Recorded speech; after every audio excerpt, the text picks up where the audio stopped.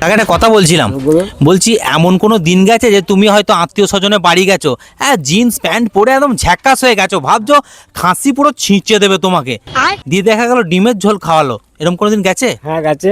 ডিমের ঝোল কি সয়াবিন খাইছে? সোয়াবিন খাইছিল? হ্যাঁ। ওরম আত্মীয় বাড়ি যেও না। দাদা শোনো শোনো, এদিকে এসো।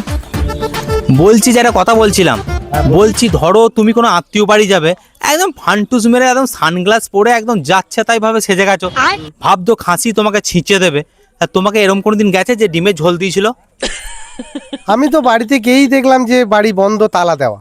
বাড়ি বন্ধ তালা দেওয়া মানে খেতেই পাও নাই? আমি খেতেই পাইনি। ঘুরে বাড়ি এলে? ঘুরে বাড়ি চলে তা এলাম, কি মিষ্টি করব? মিষ্টি গোটা আমাকে দিতে পারতে আমি তো। মিষ্টি কোটা আমি রিটার্ন নিয়ে চলে এসেছি বাড়ি। ও কি করব? বাবা।